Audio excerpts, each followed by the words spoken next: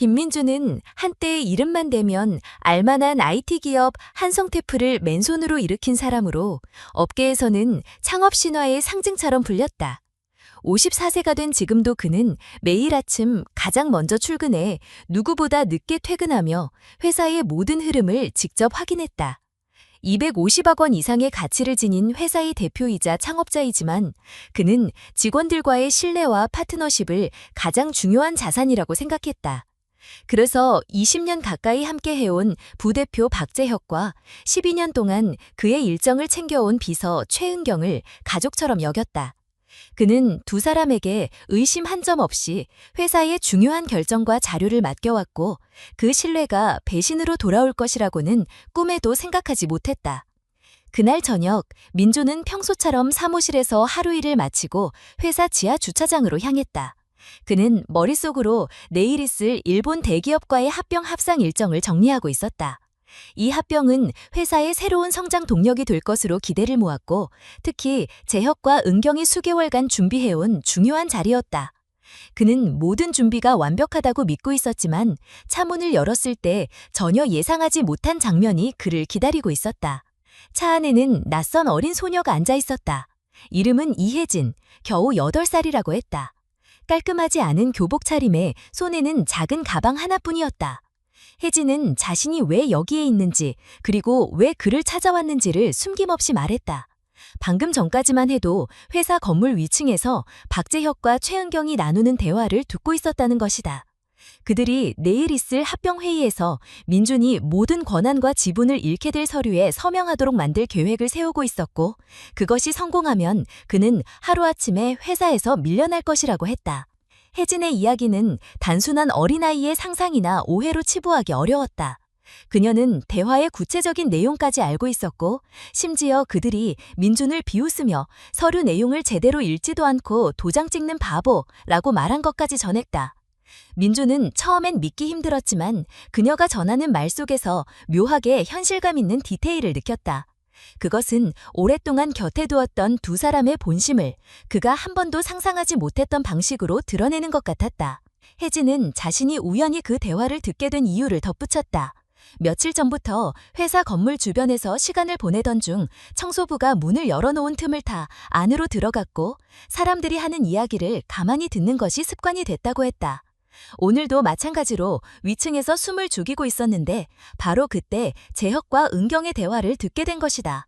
그들은 내일이 모든 것을 끝낼 날이라고 하며 민준이 서명만 하면 그 다음 날부터는 거리에서 새 일자리를 찾아다녀야 할 거라고 했다. 그 말을 듣는 순간 민준은 가슴속이 서서히 차갑게 식어가는 것을 느꼈다.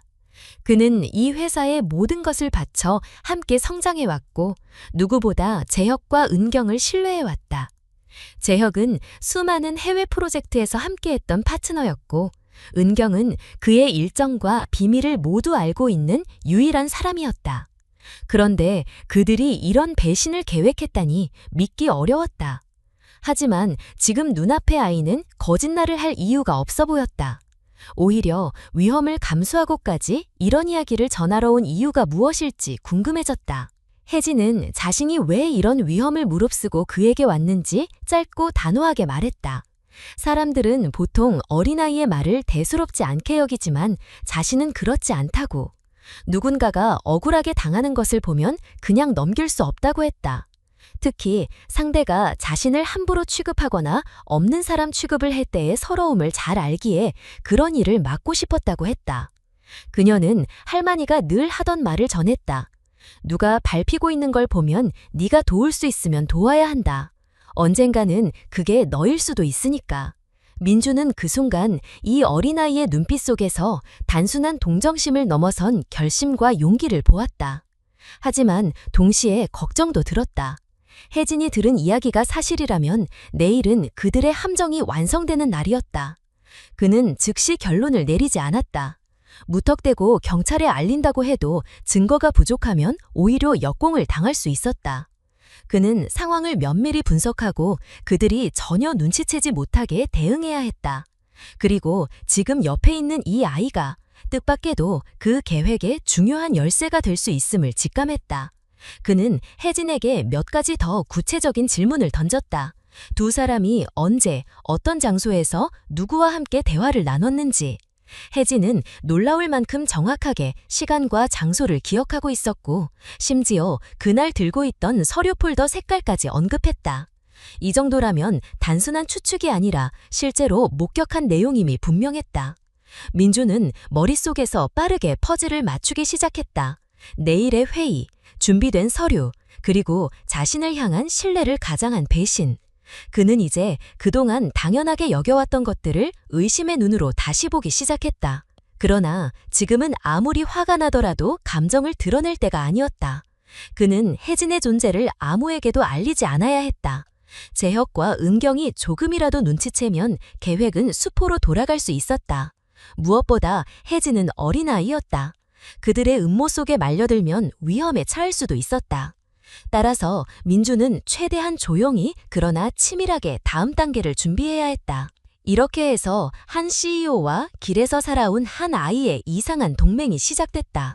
한쪽은 수십 년간 쌓아올린 제국을 지키기 위해, 다른 한쪽은 단 한 번도 가져보지 못했던 정의를 위해.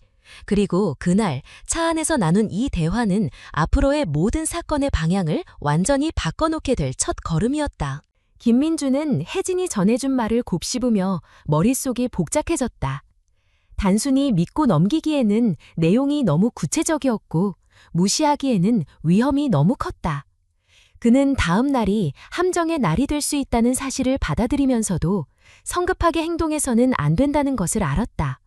무엇보다도 재혁과 은경은 단연간 그의 신뢰를 받아온 인물들이었기에 그들의 경계심을 자극하면 계획이 드러날 위험이 컸다. 그는 우선 표정을 관리하며 일상적인 하루를 보내는 것처럼 행동해야 했다. 그날 밤 그는 집에 돌아와도 마음이 전혀 편해지지 않았다. 내일의 회의와 그 안에 숨겨진 배신을 생각하니 불안과 분노가 뒤섞였다. 그는 머릿속으로 가능한 시나리오를 여러 번 그려봤다. 직접 경찰에 신고할 경우 증거 불충분으로 그들이 빠져나갈 가능성이 컸다. 또한 언론에 노출되면 회사의 신뢰도와 주가가 곤두박질칠 위험이 있었다. 그는 이 싸움을 조용히 그러나 치명적으로 끝내야 한다고 결심했다. 다음 날 아침 그는 평소처럼 출근 준비를 하면서도 속으로는 한 가지 결정을 굳혔다. 상황을 역전시키기 위해서는 믿을 수 있는 조력자가 필요했다. 그는 예전에 함께 일했던 강도훈을 떠올렸다. 도훈은 과거 회사의 주요 거래처 검증을 맡던 조사 전문가였으나 1년 전 재혁과 은경의 결정으로 계약이 종료됐다. 당시 이유는 예산 절감이었지만 지금 돌이켜보면 다른 이유가 있었을지도 모른다고 생각했다. 민주는 곧바로 도훈에게 연락을 했다. 전화를 받은 도훈은 의외라는 듯 잠시 침묵했지만 곧 낮고 단호한 목소리로 무슨 일인지 물었다. 민주는 재혁과 은경에 관한 의혹을 간략히 설명하고 가능한 한 빨리 만나고 싶다고 했다. 도훈은 흔쾌히 수락했고 두 사람은 회사 근처의 한 조용한 장소에서 만나기로 했다. 만남에서 도훈은 이미 몇 가지 자료를 준비해왔다. 그는 계약이 종료된 이후에도 한성테크의 재무 흐름을 주기적으로 살펴봤다고 했다. 그 과정에서 의심스러운 거래와 반복되는 자금 이동 패턴을 발견했지만 직접적인 개입 권한이 없었기에 그동안 묵혀두고 있었다고 밝혔다. 도훈의 자료에는 재혁과 은경이 관련된 여러 개의 페이퍼 컴퍼니, 불투명한 송금 기록, 존재하지 않는 거래처와의 계약서 사본이 포함돼 있었다. 민주는 그 자료를 보며 확신이 들었다.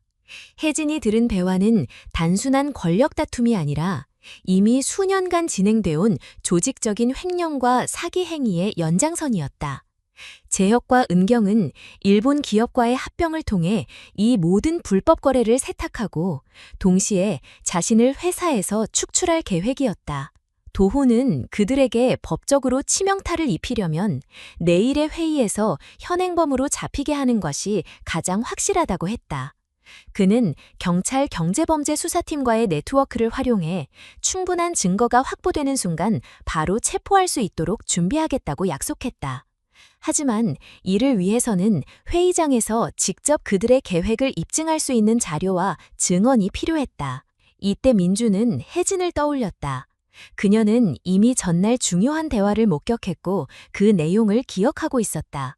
하지만 그는 어린아이를 위험한 상황에 노출시키는 것이 옳은지 깊이 고민했다. 도호는 신중하게 접근해야 한다고 했지만 동시에 혜진의 증언이 결정적인 역할을 할 수 있다는 사실을 부정하지 않았다. 민주는 그날 저녁 혜진을 다시 불러 조심스럽게 상황을 설명했다. 그는 혜진에게 내일 회의가 열릴 동안 안전한 장소에서 재혁과 은경의 대화를 녹음해 줄 수 있는지를 물었다. 혜진은 잠시 생각하더니 자신이 할 수 있다면 기꺼이 돕겠다고 했다. 그녀는 자신이 해야 하는 이유를 단순하게 말했다. 나를 도와준 사람을 지키고 싶다. 민주는 도훈과 함께 철저한 대비책을 세웠다. 혜진은 회의실 근처의 안전한 위치에서 휴대전화로 대화를 녹음하고 도훈은 외부에서 경찰과 함께 대기하며 증거가 확보되는 즉시 투입할 계획이었다. 민주는 그들의 눈에 여전히 아무것도 모르는 CEO로 보이게 행동해야 했고 재혁과 은경의 방심을 최대한 유도해야 했다. 밤이 깊어질수록 긴장감은 높아졌다. 하지만 동시에 민주는 묘한 차분함을 느꼈다. 그는 수십 년간 비즈니스 세계에서 살아남으며 한 가지를 배웠다. 진정한 승부는 시끄럽게 치르는 것이 아니라 조용히 준비해 결정적인 순간을 기다리는 것이다. 그리고 이제 그 순간이 불과 몇 시간 앞으로 다가오고 있었다. 그날 밤 그는 책상 위에 내일 회의에 필요한 모든 자료를 정리하며 다시 한번 계획을 되새겼다. 경찰에 연락할 시점, 도훈이 투입될 시점, 혜진이 녹음을 전달할 시점까지 세세하게 머릿속에 각인했다. 내일 오후 2시 모든 것이 드러나고 끝날 것이다. 회의 당일 아침, 김민주는 평소와 다름없이 회사로 향했다. 마음속에서는 이미 모든 상황이 정리되어 있었지만 겉으로는 아무렇지 않은 표정을 유지했다. 그는 누구에게도 의심을 사지 않도록 전날과 똑같이 행동해야 했다. 출근 후 재혁과 은경은 평소보다 더 밝은 표정으로 다가와 내일을 위해 고생이 많았다며 가벼운 인사를 건넸다. 그들의 목소리에는 자신감과 여유가 묻어 있었고 민주는 그것이 오히려 확신으로 변했다. 그들은 오늘이 자신들의 날이라고 믿고 있었다. 오전 내내 그는 필요한 결제 서류를 확인하며 일부러 바쁜 모습을 보였다. 그 사이 도훈은 경찰과의 연락망을 최종 점검했다. 경찰은 사전에 모든 증거 자료를 전달받았고 회의상에서 결정적인 발언이나 행동이 녹음되는 즉시 투입될 준비를 마쳤다. 혜진은 회사 근처의 한 카페에서 대기하다가 회의 시작 1시간 전에 도훈과 함께 사무실 건물로 들어왔다.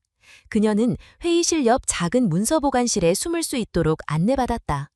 그곳은 방음이 완벽하지 않아 회의실의 목소리가 비교적 잘 들리는 장소였다. 민주는 그날 오전 11시쯤 일부러 재혁과 은경이 있는 사무실로 찾아가 내일 일본 측과의 계약에 대해 몇 가지를 더 확인하고 싶다고 말했다. 그는 의도적으로 대화 내용을 가볍게 흘리며 두 사람의 경계심을 낮췄다. 두 사람은 서류가 완벽하게 준비되었으며 민준이 해야 할 일은 단순히 서명하는 것뿐이라고 강조했다. 은경은 서류 일부를 보여주며 서명란에 포스트잇까지 붙여놓았다고 말했다. 민주는 그 말을 들으며 마음속으로 그 포스트잇이 오늘의 증거가 될 것임을 확신했다. 점심시간 무렵 도훈이 민준에게 회의 진행 순서를 다시 한번 전달했다. 일본 측 투자자들은 2시에 도착할 예정이었고 그 전에 내부 미팅을 통해 최종 서류를 검토하는 시간을 가질 계획이었다. 이 시간이 바로 혜진이 녹음을 시작할 타이밍이었다. 도훈은 혜진에게 녹음 버튼을 누르는 시점과 혹시라도 예상치 못한 상황이 발생할 경우 빠져나올 경로까지 상세히 알려주었다. 혜진은 단 한 번도 주저하지 않고 모든 계획을 이해했다는 신호를 보냈다. 오후 1시 40분, 회의실에는 재혁과 은경이 먼저 들어와 서류를 펼쳐놓고 있었다. 민주는 천천히 회의실로 들어갔고 혜진은 이미 옆방에서 준비를 마친 상태였다. 재혁은 반가운 표정을 지으며 일본 측이 곧 도착할 것이니 간단히 내부 확인을 마치자고 했다. 그는 서류의 주요 부분을 설명했지만 실제로는 민준이 내용을 깊이 확인하지 않도록 일부러 빠르게 넘기고 있었다. 은경은 곁에서 부연 설명을 하며 마치 모든 것이 민준의 이익을 위한 것처럼 포장했다. 민준은 그들의 말이 끝나길 기다렸다가 서류를 천천히 넘겼다.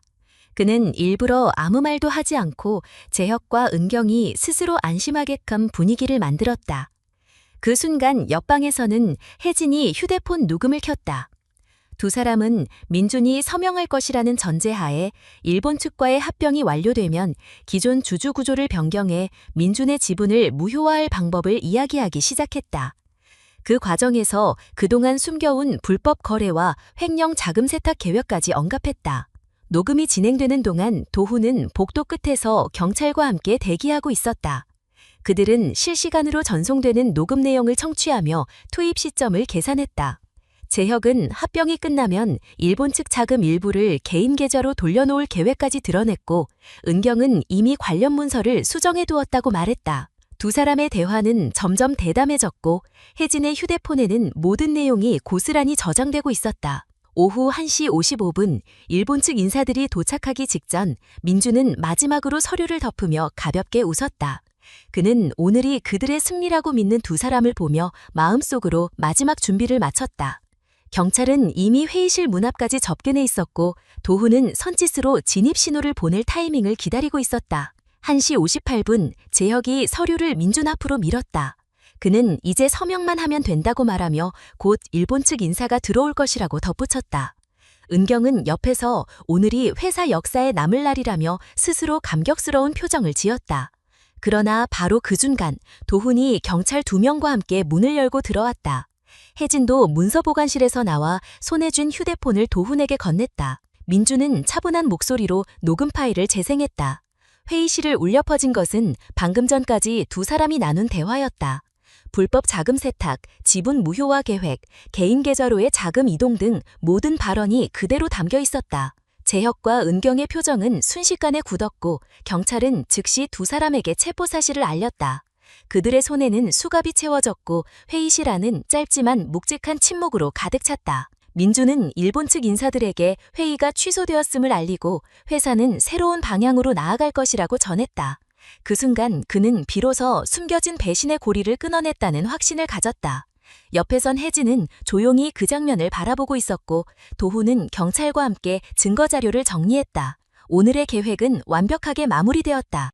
재혁과 은경이 경찰에 의해 회의실에서 끌려나간 뒤 김민준은 잠시 그 자리에 앉아 숨을 고르며 상황을 정리했다. 일본 측 인사들은 당황스러운 표정으로 서류를 바라보다가 민준의 간단한 설명을 듣고 이해한다는 듯 고개를 끄덕였다. 그는 합병 건이 즉시 무효화되었음을 알리고 향후 한성테크의 비전과 방향을 재검토해 다시 제안하겠다고 전했다. 일본 측은 이번 사태를 유감스럽게 생각했지만 회사의 빠른 대응과 투명성을 높이 평가했다. 회의실 밖에서는 이미 언론의 소식이 새어나가기 시작했다. 경제 전문 기자들이 경찰청 출입기자단을 통해 상황을 파악했고 곧 주요 경제뉴스 속보로 한성테크 부대표 비서 횡령 사기 혐의 긴급 체포라는 제목이 떴다. 일부 기자들은 회사 앞에서 인터뷰를 시도했지만 민준은 공식 발표 전까지는 입장을 밝히지 않겠다고 했다. 그는 먼저 내부 직원들에게 직접 상황을 알리고 싶었다. 민준은 경영진과 중간 관리자들을 소집해 회의실에 모이게 했다. 그는 담담한 목소리로 오늘 발생한 일과 그 배경을 설명했다. 재혁과 은경이 수년간 회사 자금을 빼돌리고 불법적인 합병을 추진했으며 오늘 그 증거가 확보되어 경찰이 체포했다고 전했다. 일부 직원들은 충격을 감추지 못했고 몇몇은 분노를 드러냈다. 민준은 이럴 때일수록 회사가 하나로 뭉쳐야 한다고 강조했다. 그는 모든 부서에 평소와 동일하게 업무를 유지하되 재무와 법무부서는 즉시 모든 거래와 계약을 재점검하도록 지시했다. 그날 저녁 민준은 강도훈과 혜진을 데리고 조용한 식당으로 향했다. 도훈은 경찰과의 공식 증거 제출 절차를 마친 상태였고 혜진은 긴 하루를 보냈음에도 표정에 피곤한 기색이 없었다. 민준은 두 사람에게 깊은 감사를 전하며 오늘 일이 회사뿐 아니라 그의 인생을 지키는 결정적인 순간이었다고 말했다. 혜진은 그저 고개를 끄덕였지만 그 눈빛에는 자신이 한 일에 대한 뿌듯함이 묻어 있었다. 다음 날 아침 경제뉴스와 온라인 커뮤니티는 한성테크 사태로 떠들썩했다. 재혁과 은경의 이름은 포털 실시간 검색어에 올랐고 과거 이들이 진행했던 프로젝트와 계약이 재조명했다. 일부 전직 직원들이 익명으로 올린 글에는 그들이 내부적으로 권력을 남용하고 있었다는 증언도 나왔다. 회사의 평판이 일시적으로 흔들릴 수 있는 상황이었지만 동시에 민준의 빠른 대응이 위기관리 능력으로 높게 평가되었다. 민준은 회사 대외 홍보팀과 함께 공식 성명을 준비했다. 성명에는 이번 사건의 사실관계, 회사의 피해 방지 조치, 그리고 향후 재발 방지를 위한 내부 통제 강화 계획이 담겼다. 그는 기자회견에서 직원들과 주주들에게 사과하면서도 이번 사태를 기점으로 회사가 더욱 투명하고 건전하게 운영될 것임을 약속했다. 발표 후 여러 투자자와 고객사로부터 지지와 격려의 메시지가 도착했다. 며칠 후 경찰 수사 결과가 일부 공개되었다. 재혁과 은경은 최소 5년 전부터 회사 자금을 빼돌려 여러 개의 테이퍼 컴퍼니로 송금했고 이를 다시 해외 계좌로 빼돌리는 방식으로 자금 세탁을 해왔다.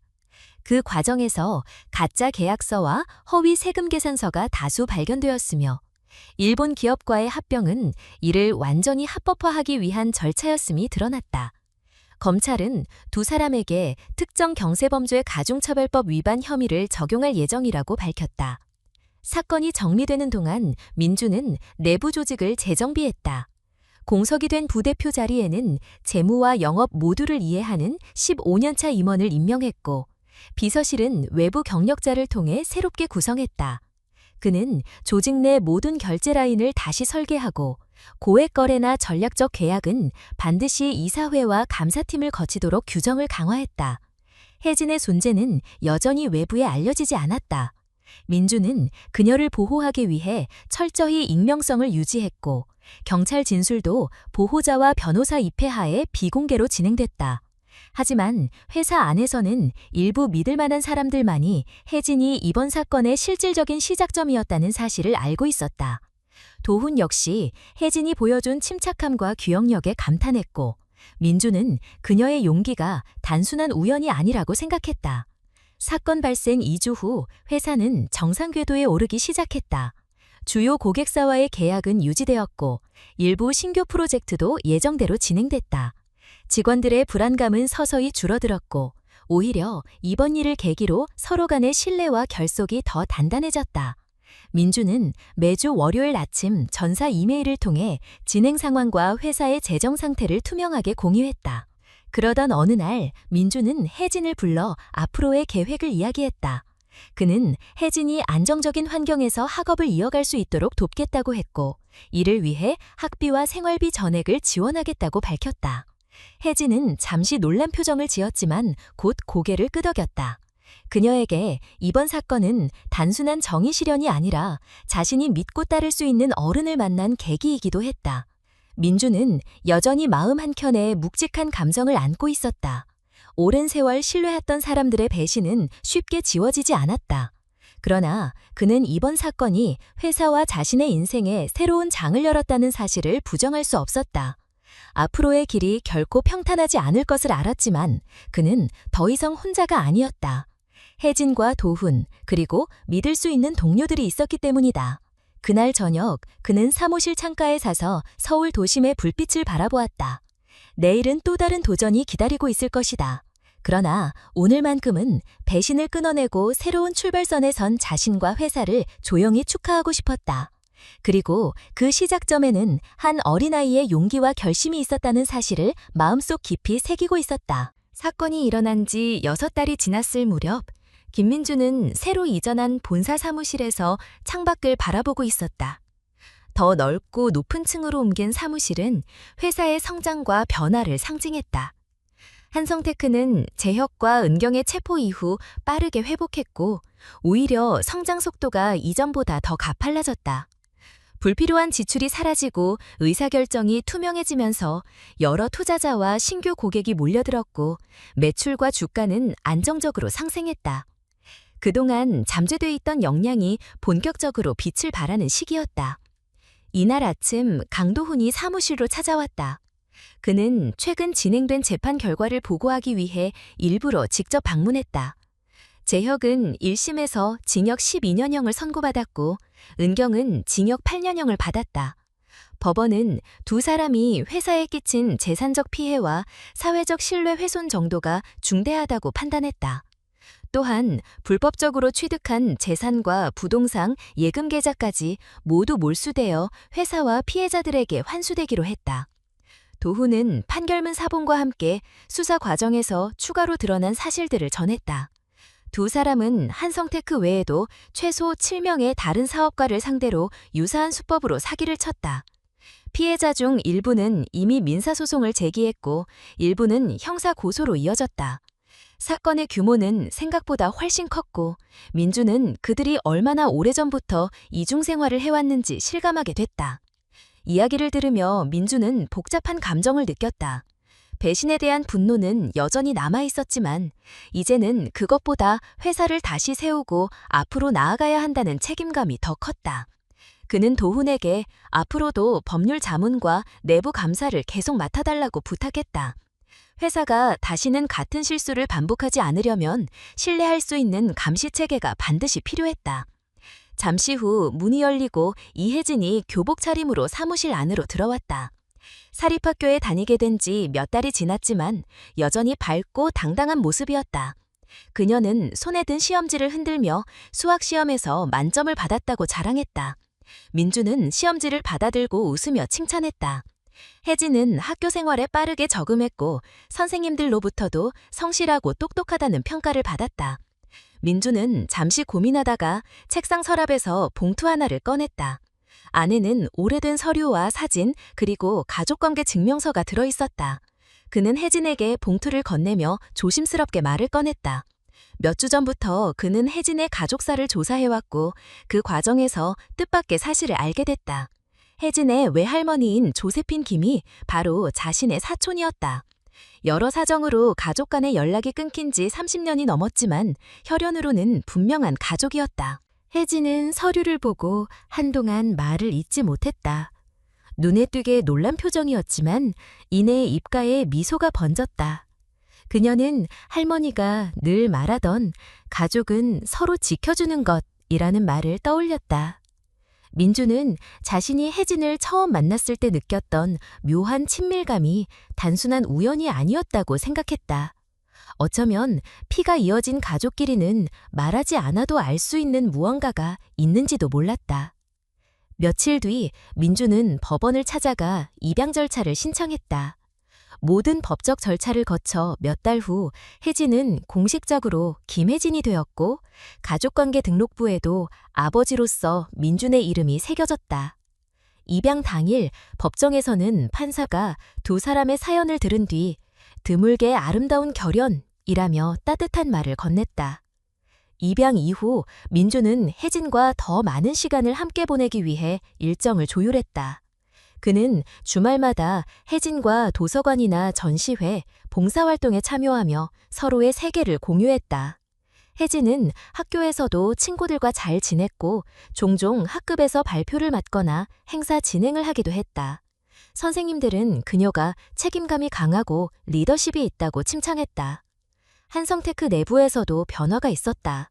직원들은 대표의 개인사를 알게 된 뒤 그가 단순히 기업의 이익만을 추구하는 경영자가 아니라는 사실을 더 깊이 이해하게 됐다. 그는 직원 복지와 근무 환경 개선에 더 많은 자원을 투입했고 특히 직원 자녀들의 교육 지원 프로그램을 확대했다. 이러한 변화는 직원들의 충성도와 만족도를 높였고 회사 전반의 생산성에도 긍정적인 영향을 미쳤다. 그해 말 한성테크는 연례 경영보고에서 매출이 전년 대비 40% 성장했다고 발표했다. 이는 회사 역사상 가장 높은 성장률이었다. 주주총회에서도 모든 안건이 만장일치로 통과됐고 투자자들은 회사의 장기적인 비전을 믿고 더 큰 자본을 투입했다. 민주는 이 모든 성과가 단지 숫자의 문제가 아니라 위기를 극복하며 쌓아올린 신뢰의 결과라고 생각했다. 입양 이후 혜진은 여전히 겸손했고 자신이 특별한 일을 했다고 생각하지 않았다. 하지만 민주는 잘 알고 있었다. 그녀가 없었다면 지금의 회사도 지금의 가족도 없었을 것이라는 사실을. 그는 혜진이 언젠가 자신만의 길을 찾게 될 때 그 길을 걸어가는 데 필요한 모든 지원을 아끼지 않으리라 마음속으로 다짐했다. 그리고 그날 밤 민조는 늦게까지 사무실에 남아 오래 있었던 모든 일을 떠올렸다.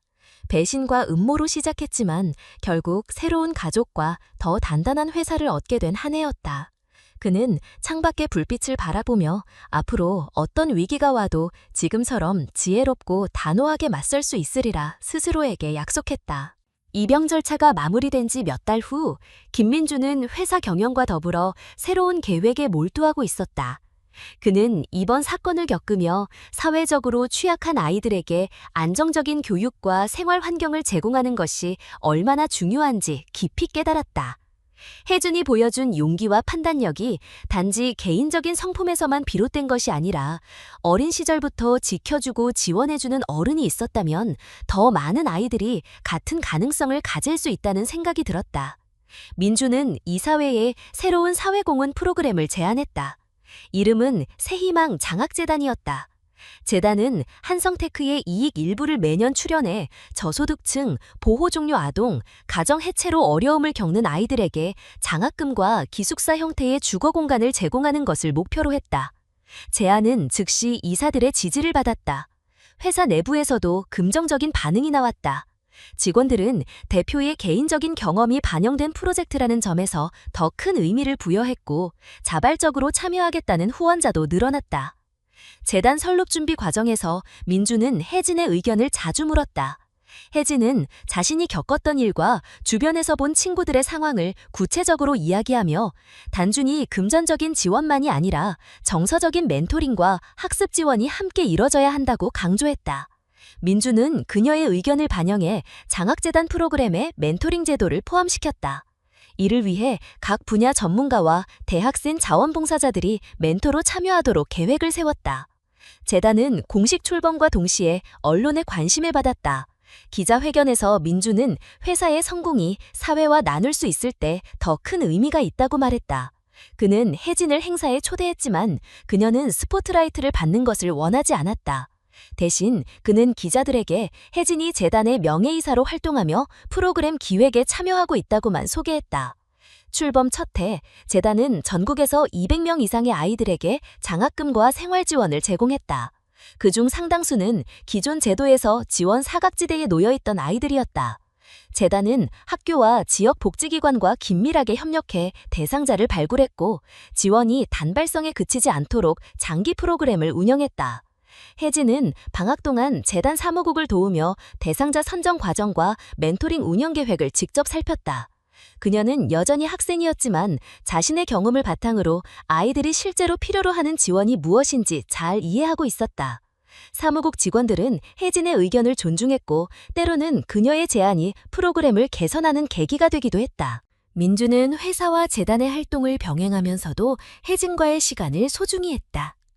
그는 매주 한 번씩 혜진과 단둘이 식사하며 학교 생활과 친구 관계, 장래 희망에 대해 이야기를 나눴다. 혜진은 장래에 사회복지나 심리상담을 전공해 자신과 같은 처지의 아이들을 돕고 싶다고 말했다. 민주는 그 꿈을 전폭적으로 지지하며 필요한 자원과 기회를 아끼지 않겠다고 약속했다. 한편 재혁과 은덩의 항소심이 진행 중이었다. 그러나 항소심 재판부 역시 1심의 판결을 대부분 유지했다. 형량은 그대로였고 추가로 밝혀진 키의 사실로 인해 추징금 규모가 더 커졌다. 재판 과정에서 그들은 여전히 책임을 회피하려 했지만 이미 확보된 증거와 피해자들의 증언은 그들의 주장을 무너뜨렸다. 이 소식은 언론에 짧게 보도되었고 사회적 관심은 점점 줄어들었다. 대신 한성테크의 사회공헌 활동과 성과가 더 많은 주목을 받았다. 재단 출범 1주년 기념 행사에서 민주는 짧게 연설했다. 그는 이 재단은 단순한 지원이 아니라 아이들이 스스로 설 수 있는 기회를 만드는 것이 목표라며 앞으로도 지속가능한 방식으로 운영하겠다고 밝혔다. 혜진은 무대 옆에서 행사 진행을 돕고 있었고 그 모습을 본 몇몇 아이들이 다가와 고마움을 전했다. 혜진은 환하게 웃으며 그들과 짧게 대화를 나눴다. 그날 밤 행사장을 마무리한 후 민준과 혜진은 함께 귀가했다. 혜진은 조용히 말했다. 아저씨, 아니 아빠, 이렇게 많은 아이들이 우리처럼 가족이 생긴 기분을 느끼면 좋겠어요. 민주는 그 말을 마음에 깊이 새기며 지금까지 걸어온 길이 헛되지 않았음을 느꼈다.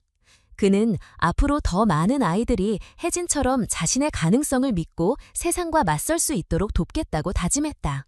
그리고 그 약속을 지키기 위해 내일도 변함없이 회사와 재단을 오가며 바쁜 하루를 보낼 준비를 하고 있었다. 재단이 출범한 지 5년이 되던 해에 한성테크는 국내 100대 기술기업 명단에 이름을 올렸다. 회사는 단순히 매출 규모나 기술력만으로 평가받은 것이 아니라 사회적 책임과 지속 가능한 성장 모델을 동시에 갖춘 기업으로 주목받았다. 그 중심에는 김민준의 경영 철학과 새희망 장학재단의 꾸준한 활동이 있었다. 이제 재단은 매년 200명이 넘는 아이들에게 장학금과 주거 지원을 제공하고 있었고, 졸업생 중 일부는 대학을 진학하거나 취업에 성공해 멘토로 돌아오기도 했다. 프로그램은 초기보다 훨씬 체계적으로 발전했고, 전국 각지의 지자체와 교육청이 협력 파트너로 참여했다. 지원 대상자 선정 과정도 공정성과 투명성을 위해 외부 전문가와 심사위원회를 두어 운영했다. 이 시기 혜진은 12살이 되었고 재단의 명예이사로서 상징적인 역할을 넘어 실질적으로 프로그램 기획에 참여하는 단계에 이르렀다. 그녀는 방학 기간 동안 재단 사무국에 나와 멘토링 대상자와 멘토를 연결하는 업무를 도왔고 신규 멘토 교육에도 직접 나섰다. 아직 어린 나이였지만 자신과 비슷한 처지 아이들에게는 누구보다 설득력 있는 목소리를 가질 수 있었다. 민주는 혜진이 성장하는 모습을 보며 자랑스러움을 느꼈다.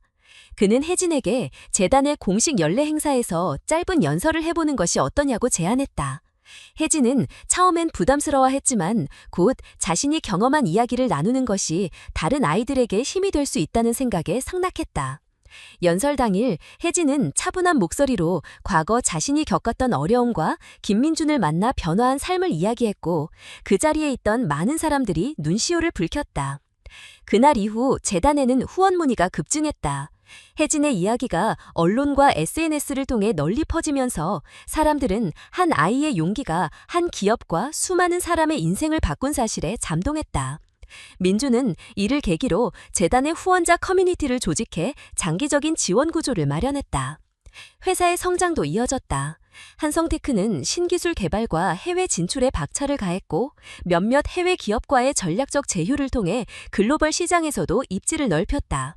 그러나 민주는 회사의 성과를 자랑하기보다 그 성공이 재단과 사회 환원 활동에 더 많은 자원을 투입할 수 있는 기반이 된다고 강조했다. 혜진은 학교에서 학업과 재단 활동을 병행하면서도 여전히 또래들과 어울리는 것을 소홀히 하지 않았다. 그녀는 친구들에게도 재단 이야기를 자주 했고 몇몇 친구들은 가족과 함께 후원에 참여하기도 했다. 학교 선생님들은 혜진이 또래보다 성숙하고 책임감 있는 태도를 갖추고 있다고 평가했다. 5주년 기념식에서 민주는 연단에 올라 그동안의 성과를 발표했다.